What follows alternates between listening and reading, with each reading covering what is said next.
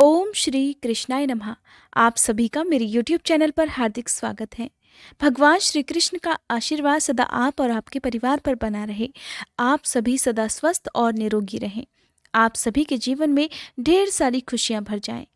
आज की वीडियो में मैं आपको सुनाने वाली हूँ श्रीमद् भागवत महापुराण के प्रथम स्कंद का 8वां अध्याय, जिसमें गर्भ में परीक्षित जी की रक्षा और कुंती के द्वारा भगवान की स्तुति और युधिष्ठिर के शोक का वर्णन किया गया है।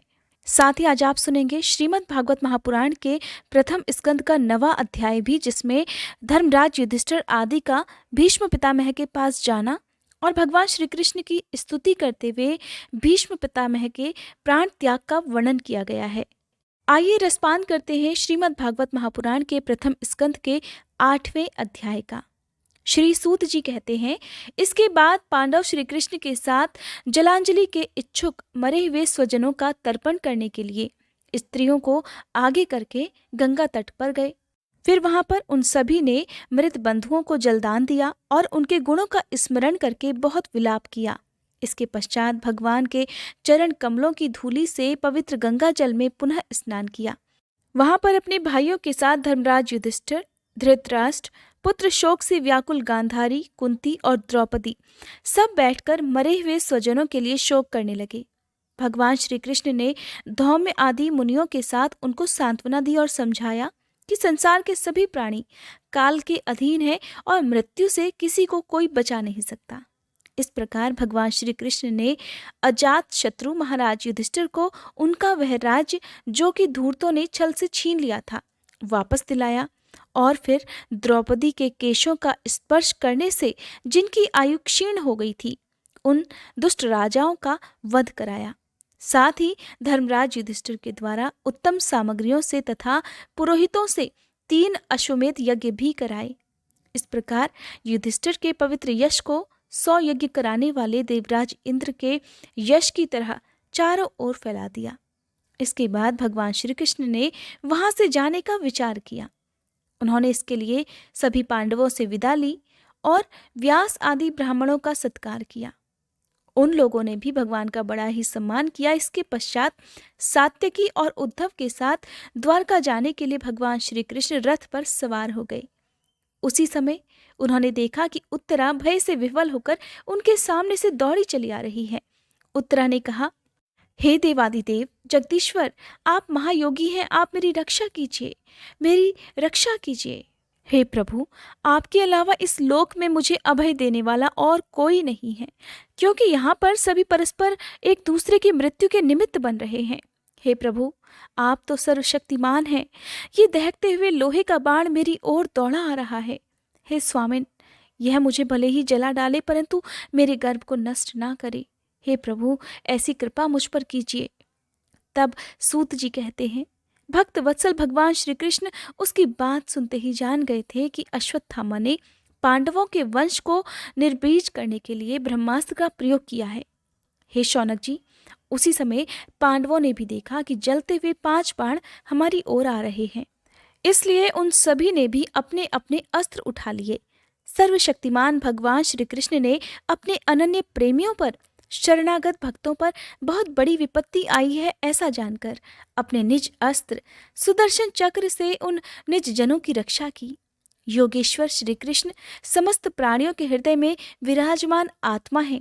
उन्होंने उत्तरा के गर्भ को पांडवों की वंश परंपरा चलाने के लिए अपनी माया के कवच से ढक दिया। हे शौनक जी, यद्यपि ब्रह्मास्त्र अमोघ है और उसके निवारण का कोई उपाय भी नहीं है, फिर भी भगवान श्री कृष्ण के तेज के सामने आकर ब्रह्मास्त्र भी शांत हो गया। ये कोई आश्चर्य की बात नहीं समझनी चाहिए, क्योंकि भगवान तो सर्वाश्चर्यमय हैं। वे ही अपनी निज शक्ति और माया से स्वयं अजन्मा होकर भी इस संसार की सृष्टि, रक्षा और संहार करते हैं। इस प्रकार जब भगवान श्री कृष्ण वहां से जाने लगे, तब ब्रह्मास्त्र की ज्वाला से मुक्त अपने पुत्रों के और द्रौपदी के साथ सती कुंती ने भगवान श्री कृष्ण की इस प्रकार स्तुति की। कुंती ने कहा, हे प्रभु, आप समस्त जीवों के बाहर और भीतर एक रस स्थित हैं, फिर भी इंद्रियों और वृत्तियों से देखे नहीं जाते, क्योंकि आप प्रकृति से परे आदि पुरुष परमेश्वर हैं। मैं आपको नमस्कार करती हूँ। इंद्रियों से जो कुछ भी जाना जाता है उसकी तह में आप विद्यमान रहते हैं और अपनी ही माया के पर्दे से अपने को ढके रहते हैं।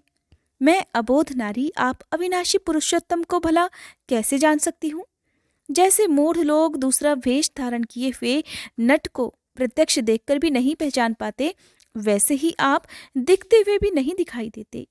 हे प्रभु, आप शुद्ध हृदय वाले विचारशील जीवन मुक्त परमहंसों के हृदय में अपनी प्रेममयी भक्ति का सृजन करने के लिए अवतरित हुए हैं। फिर हम अल्पबुद्धि स्त्रियां आपको कैसे पहचान सकती हैं? आप श्री कृष्ण वासुदेव देवकी नंदन नंदगोप के लाडले लाल गोविंद को हमारा बारंबार प्रणाम है, जिनकी नाभि से ब्रह्मा जी का जन्म स्थान कमल प्रकट हुआ है, जो सुंदर कमलों की माला धारण करते हैं, जिनके नेत्र कमल के समान विशाल और कोमल हैं, जिनके चरण कमलों में कमल का चिन्ह है।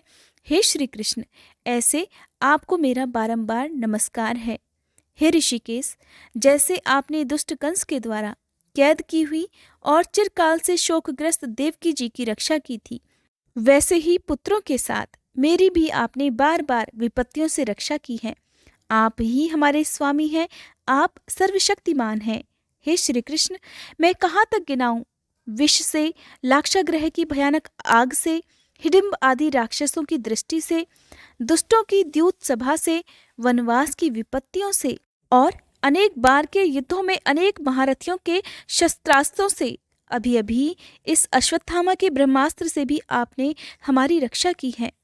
हे जगत गुरु, हमारे जीवन में सर्वदा पद पद पर विपत्तियां आती रहें, क्योंकि विपत्तियों में ही निश्चित रूप से आपके दर्शन हो जाया करते हैं और आपके दर्शन हो जाने पर फिर जन्म मृत्यु के चक्कर में नहीं पड़ना पड़ता। ऊंचे कुल में जन्म, ऐश्वर्य, विद्या और संपत्ति के कारण जिसका घमंड बढ़ रहा है, वो मनुष्य तो आपका नाम भी नहीं ले सकता, क्योंकि आप तो उन लोगों को दर्शन देते हैं जो अकिंचन हैं। आप निर्धनों के परम धन हैं। माया का प्रपंच आपका स्पर्श भी नहीं कर सकता। आप अपने आप में ही विहार करने वाले परम शांत स्वरूप हैं। आप ही कैवल्य मोक्ष के अधिपति हैं। हे प्रभु, मैं आपको बारंबार नमस्कार करती हूँ। मैं आपको अनादि अनंत सर्वव्यापक सबके नियंता कालरूप परमेश्वर समझती हूँ। संसार के समस्त पदार्थ और प्राणी आपस में टकराकर विषमता के कारण परस्पर एक दूसरे के विरुद्ध हो रहे हैं, परंतु आप सब में समान रूप से विचर रहे हैं। हे भगवान, आप जब मनुष्यों की सी लीलाएं करते हैं तब आप क्या करना चाहते हैं ये कोई नहीं जानता। आपका न कभी कोई प्रिय है और न ही कोई अप्रिय। आपके संबंध में लोगों की बुद्धि ही विषम हुआ करती है। आप विश्व के आत्मा हैं, विश्व रूप हैं। न आप जन्म लेते हैं और न ही कर्म करते हैं, फिर भी पशु पक्षी, मनुष्य, ऋषि, जलचर आदि में आप जन्म लेते हैं और उन योनियों के अनुरूप दिव्य कर्म भी करते हैं। हे प्रभु, ये आपकी लीला ही तो है। बचपन में जब आपने दूध की मटकी फोड़कर यशोदा मैया को खिजा दिया था और उन्होंने आपको बांधने के लिए हाथ में रस्सी ली थी, तब आपकी आंखों में आंसू छलक आए थे। काजल आपकी गालों पर बह चला था। आपके नेत्र चंचल हो रहे थे और भय की भावना से आपने अपने मुंह को नीचे की ओर झुका लिया था। आपकी उस दशा का, लीला छवि का ध्यान करके मैं मोहित हो जाती हूँ। भला जिससे भय भी भय मानता हो, उसकी ये दशा। आपने अजन्मा होकर भी जन्म क्यों लिया है, इसका कारण बतलाते हुए कोई कोई महापुरुष तो ऐसा कहते हैं कि जैसे मलयाचल की कीर्ति का विस्तार करने के लिए उसमें चंदन प्रकट होता है, वैसे ही अपने प्रिय भक्त पुण्य श्लोक राजा यदु की कीर्ति का विस्तार करने के लिए ही आपने उनके वंश में अवतार ग्रहण किया। कुछ लोग तो ऐसा भी कहते हैं कि वसुदेव और देवकी जी ने अपने पूर्व जन्म में आपसे यही वरदान प्राप्त किया था, इसलिए आप अजन्मा होते हुए भी जगत के कल्याण और दैत्यों के नाश के लिए उनके पुत्र बने हैं।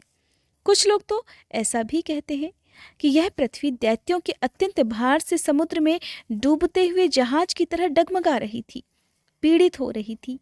तब ब्रह्मा जी की प्रार्थना से उसका भार उतारने के लिए ही आप अवतरित हुए थे। कोई महापुरुष तो ऐसा भी कहते हैं कि जो लोग इस संसार में अज्ञान, कामना और कर्मों के बंधन में जकड़े हुए पीड़ित हो रहे हैं, उन लोगों के लिए श्रवण और स्मरण करने योग्य लीला करने के विचार से ही आपने अवतार ग्रहण किया है। हे प्रभु, भक्तजन बार बार आपके चरित्र का श्रवण, गान, कीर्तन और स्मरण करके आनंदित होते रहते हैं। वे ही अविलंब आपके उस चरण कमल का दर्शन कर पाते हैं जो जन्म मृत्यु के प्रवाह को सदा सदा के लिए रोक देता है। हे श्री कृष्ण, क्या अब आप अपने आश्रित और संबंधी हम लोगों को छोड़कर जाना चाहते हैं? आप जानते हैं कि आपके चरण कमलों के अतिरिक्त हमें और किसी का सहारा नहीं। पृथ्वी के राजाओं के तो हम यों ही विरोधी हो गए हैं। जैसे जीव के बिना इंद्रियां शक्तिहीन हो जाती है, वैसे ही आपके दर्शन के बिना यदुवंशियों के और हमारे पुत्र पांडवों के नाम तथा रूप का अस्तित्व ही क्या रह जाएगा। हे प्रभु, आपकी दृष्टि के प्रभाव से ही यह देश पकी हुई फसल और लता वृक्षों आदि से समृद्ध हो रहा है।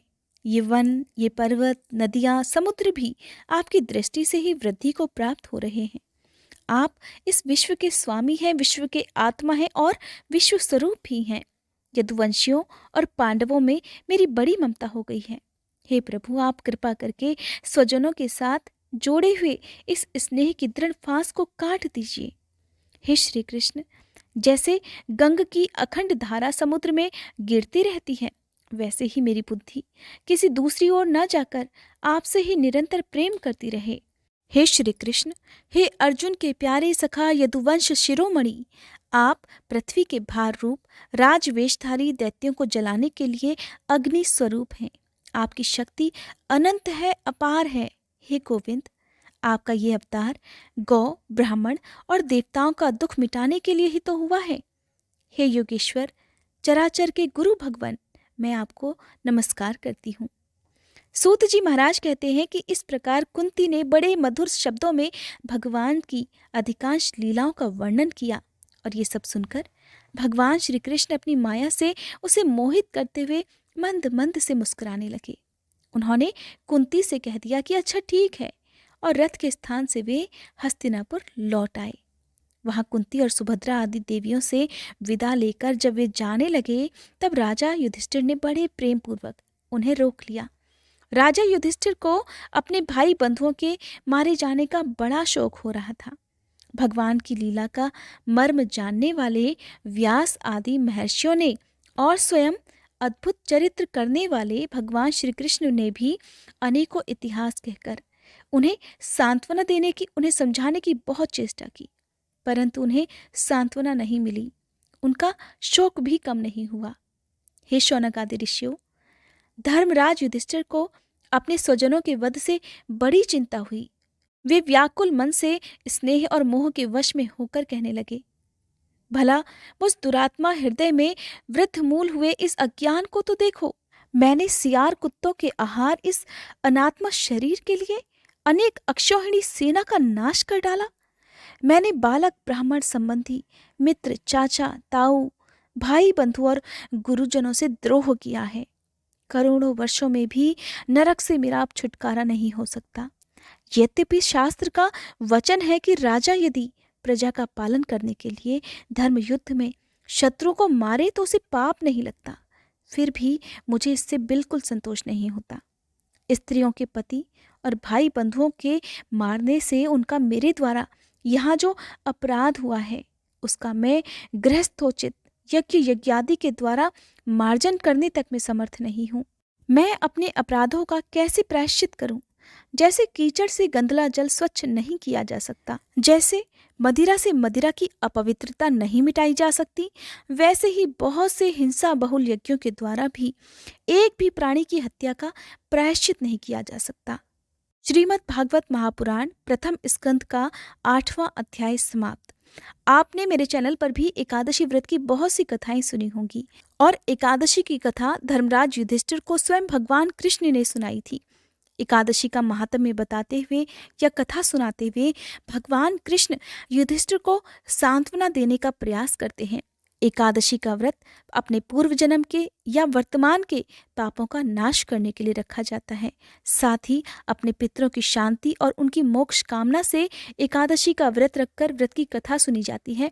इसीलिए समय समय पर भगवान श्री कृष्ण धर्मराज युधिष्ठिर को एकादशी व्रत का महात्म्य सुनाते रहते हैं।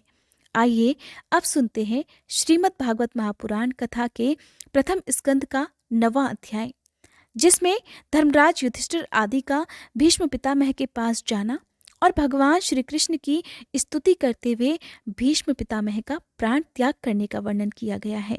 सूत जी कहते हैं कि हे ऋषियों, इस प्रकार राजा युधिष्ठिर प्रजाद्रोह से भयभीत हो गए। फिर सब धर्मों का ज्ञान प्राप्त करने की इच्छा से उन्होंने कुरुक्षेत्र की यात्रा की, जहां पर भीष्म पितामह शरशैया पर पड़े हुए थे, क्योंकि भीष्म पितामह को इच्छा मृत्यु का वरदान प्राप्त था। तब हे शौनक आदि ऋषियों, उस समय उन सभी भाइयों ने स्वर्ण जटित रथों पर, जिनमें अच्छे अच्छे घोड़े जुते हुए थे, सवार होकर अपने भाई युधिष्ठिर का अनुगमन किया। उनके साथ व्यास, धौम्य आदि ब्राह्मण भी थे। हे शौनक जी, अर्जुन के साथ भगवान श्री कृष्ण भी रथ पर चढ़कर चले।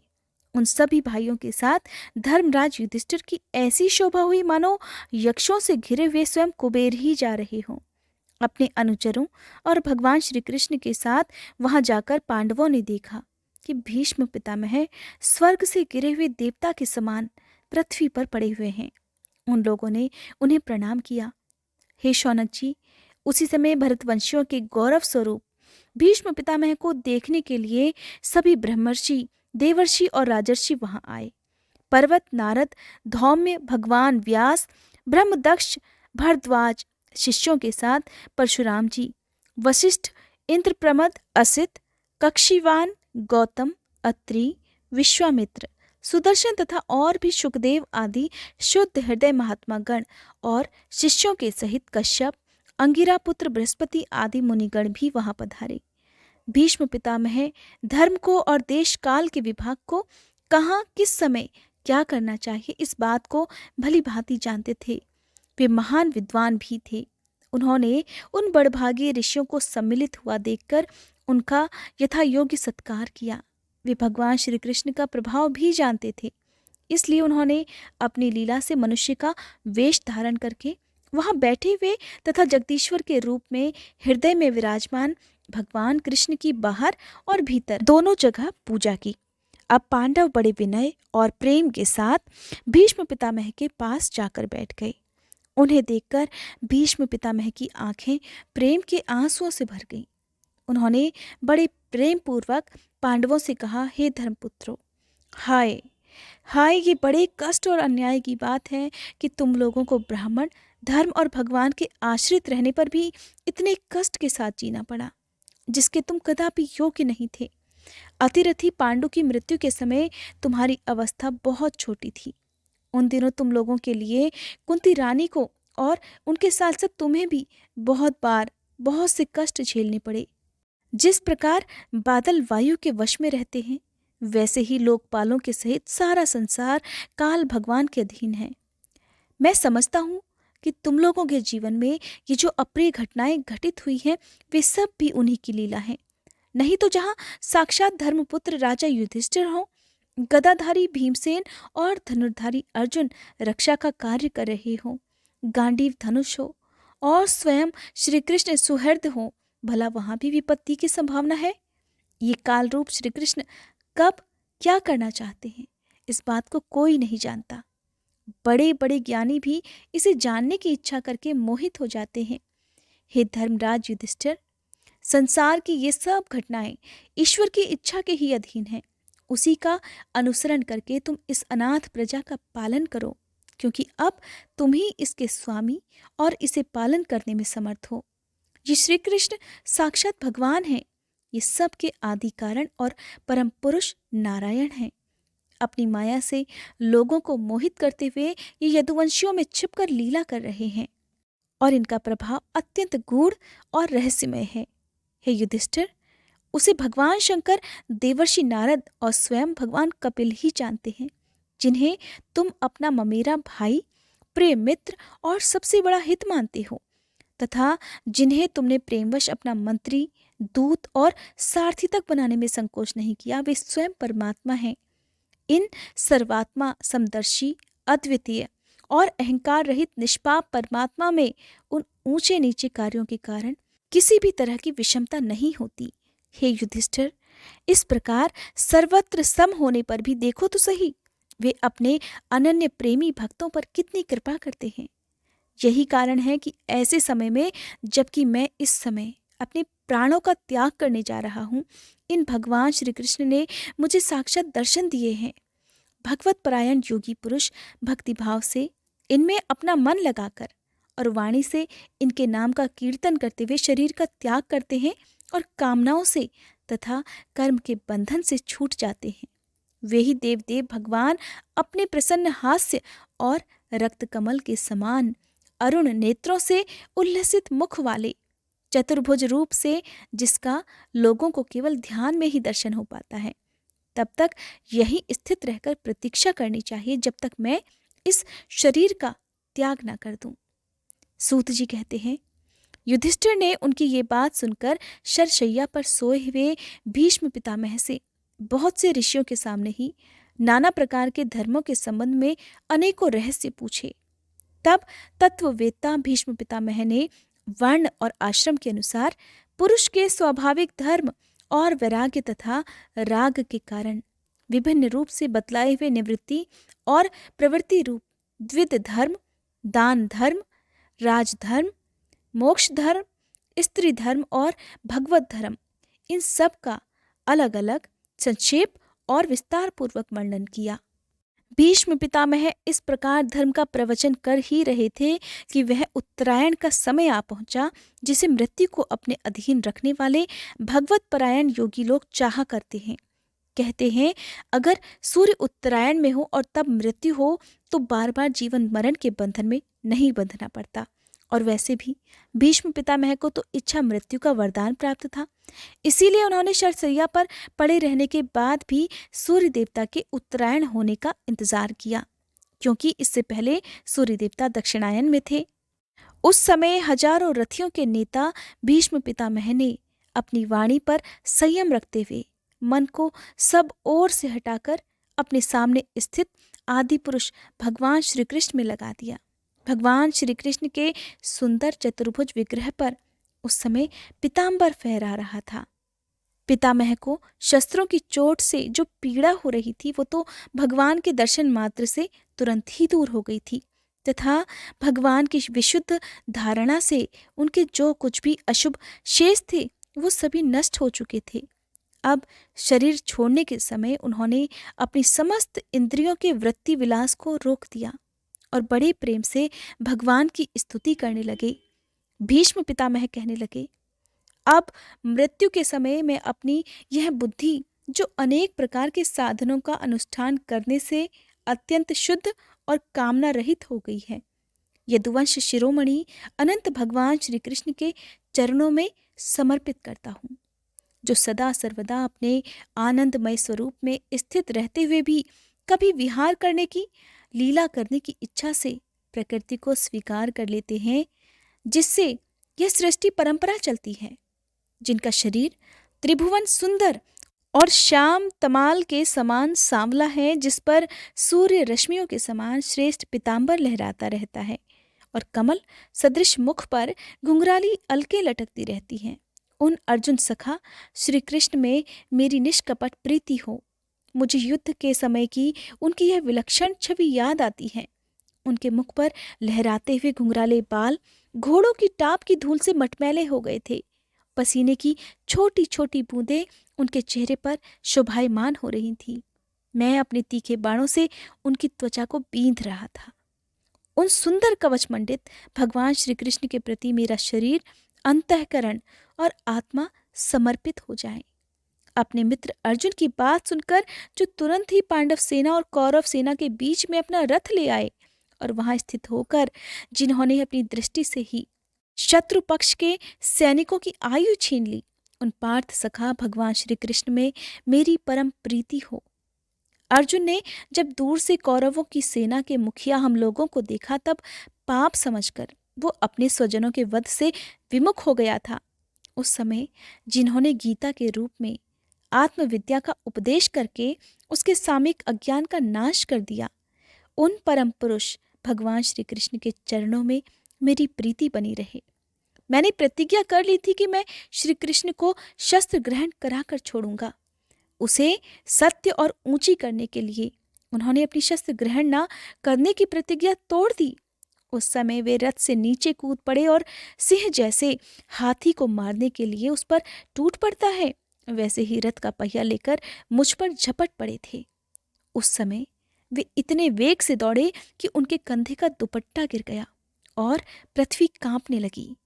मुझ आतताई ने तीखे बाण मार मार कर उनके शरीर का कवच तोड़ डाला था, जिससे उनका सारा शरीर लहूलुहान हो रहा था। अर्जुन के रोकने पर भी वे बलपूर्वक मुझे मारने के लिए मेरी ओर ही दौड़े आ रहे थे। वे ही भगवान श्री कृष्ण जो ऐसा करते हुए भी मेरे प्रति अनुग्रह और भगवत वत्सलता से परिपूर्ण थे, मेरी एकमात्र गति हो और आश्रय हो। अर्जुन के रथ की रक्षा में सावधान जिन श्री कृष्ण के बाएं हाथ में घोड़ों की रास थी और दाहिने हाथ में चाबुक, इन दोनों की शोभा से उस समय जिनकी अपूर्व छवि बन गई थी, तथा महाभारत के युद्ध में मरने वाले वीर जिनकी इस छवि का दर्शन करते रहने के कारण सारूप्य मोक्ष को प्राप्त हो गए थे, उन्हीं पार्थ सारथी भगवान श्री कृष्ण में मुझ मरणासन्न की परम प्रीति हो, जिनकी लटकीली सुंदर चाल, हाव भावयुक्त चेष्टाएं, मधुर मुस्कान और प्रेम भरी चितवन से अत्यंत सम्मानित गोपियां रासलीला में उनके अंतर्धान हो जाने पर प्रेमोन्माद से मतवाली होकर जिनकी लीलाओं का अनुकरण करके तन्मय हो गई थी, उन्हीं भगवान श्री कृष्ण में मेरा परम प्रेम हो। जिस समय युधिष्ठिर का राजसूय यज्ञ हो रहा था, मुनियों और बड़े बड़े राजाओं से भरी हुई सभा में सबसे पहले सबकी ओर से इन्हीं सबके दर्शनी भगवान श्री कृष्ण की मेरी आंखों के सामने पूजा हुई थी। वे ही सबके सामने आत्मा प्रभु आज इस मृत्यु के समय मेरे सम्मुख खड़े हुए हैं। जैसे एक ही सूर्य अनेकों आंखों से अनेकों रूपों में दिखते हैं, वैसे ही अजन्मा भगवान श्री कृष्ण अपने ही द्वारा रचित अनेकों शरीरधारियों के हृदय में अनेक रूप से जान पड़ते हैं। वास्तव में वे तो एक और सबके हृदय में विराजमान हैं। उन्हीं इन भगवान श्री कृष्ण को मैं भेद रहित, भ्रम से रहित होकर प्राप्त हो गया हूँ। सूत जी कहते हैं, इस प्रकार भीष्म पितामह ने मन, वाणी और दृष्टि की वृत्तियों से आत्मस्वरूप भगवान श्री कृष्ण में अपने आप को लीन कर दिया। उनके प्राण वहीं विलीन हो गए और वे शांत हो गए। तब उन्हें अनंत ब्रह्म में लीन जानकर सब लोग वैसे ही चुप हो गए जैसे दिन के बीत जाने पर पक्षियों का कलरव शांत हो जाता है। उस समय देवता और मनुष्य नगाड़े बजाने लगे, साधु स्वभाव के राजा उनकी प्रशंसा करने लगे और आकाश से पुष्प की वर्षा होने लगी। हे शौनक जी, युधिष्ठिर ने उनके मृत शरीर की अंत्येष्टि क्रिया कराई और कुछ समय के लिए वे शोक मग्न हो गए। उस समय मुनियों ने बड़े आनंद से भगवान श्री कृष्ण की उनके रहस्यमय नाम ले लेकर स्तुति की। इसके बाद अपने हृदय को श्री कृष्णमय बनाकर वे अपने अपने आश्रमों को लौट गए। इसके पश्चात भगवान श्री कृष्ण के साथ युधिष्ठिर हस्तिनापुर चले आए और उन्होंने वहां अपने चाचा धृतराष्ट्र और तपस्विनी गांधारी को ढांढस बताया। फिर धृतराष्ट्र की आज्ञा और भगवान श्री कृष्ण की अनुमति से समर्थ राजा युधिष्ठिर अपने वंश परंपरागत साम्राज्य का धर्मपूर्वक शासन करने लगे। बोलिए श्री कृष्ण भगवान की जय। ये था श्रीमद् भागवत महापुराण प्रथम स्कंद का 9वां अध्याय। अगले अध्याय में आप सुनेंगे भगवान कृष्ण के द्वारका गमन के वर्णन के बारे में। उम्मीद करती हूँ आप मेरे चैनल पर आने वाली वीडियो का इंतजार जरूर करेंगे।